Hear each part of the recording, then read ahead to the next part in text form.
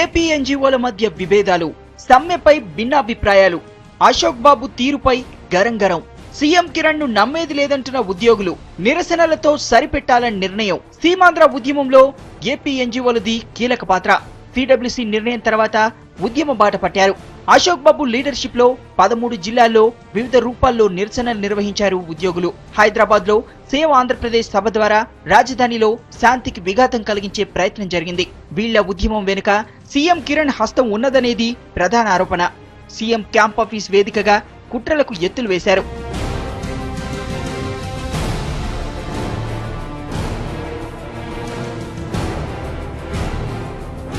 దాదాపు 2 నెలల సమ్మె చేసి ఏపీ ఎన్జీఓలు సాధించిందేమీ లేదు. విద్వేషాలు పెంచడం తప్ప. విభజన వద్దంటారే గాని ఎందుకు కలిసుండాలో చెప్పలేక నానా ఇబ్బంది పడుతున్నారు. అశోక్ బాబు తీరుపై ఎన్నో విమర్శలొచ్చాయి. 1 మెన్ షోగా సభలు నడిపించి జనాన్ని రెచ్చగొట్టారు. సీఎంతో విడతల వారీగా చర్చల తర్వాత సమ్మె విరమణ చేయడంపై చాలా ఆరోపణలు వినిపించాయి.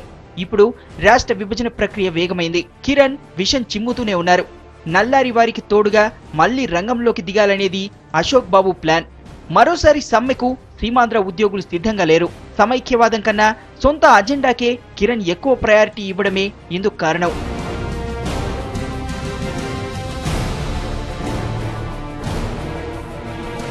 ఈ నెల 28 నుంచి సమ్మెకు దిగాలని అశోక్ బాబు ప్రతిపాదించగా చాలా ఉద్యోగ సంఘాలు వ్యతిరేకించాయి.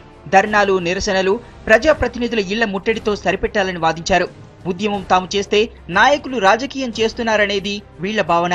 ఉద్యమం సరే, ఉద్యోగుల సమస్యల మాటేంటని అశోక్ బాబును నిలదీసినట్టు సమాచారం. అశోక్ బాబు మాటల్లోనూ కొంత అసంతృప్తి కనిపించింది. సమ్మె అనేది ఆఖరస్త్రం.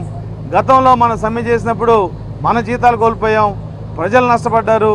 కానీ ప్రతినిధుల మట్టికి ఏమి చింతన లేకుండా హాయిగా వాళ్ళ జీతాలు తీసుకుని కాలక్షేపం చేస్తూ మన ఉద్యమాన్ని కూడా సహకరించిన పరిస్థితి ఉంది. కాబట్టి సమ్మెను ఆఖరస్త్రంగా పెట్టుకుని అవసరమైతే మెరుపు సమ్మె లాంటిది చేయాల్సిన పరిస్థితి కూడా మనం దృష్టిలో పెట్టుకుని మరి ఈ బిల్ అనేది ఎప్పుడు అసెంబ్లీకి వస్తుందో ఆ రోజు నుంచి మనం ఉద్యమాన్ని చేపట్టాలి.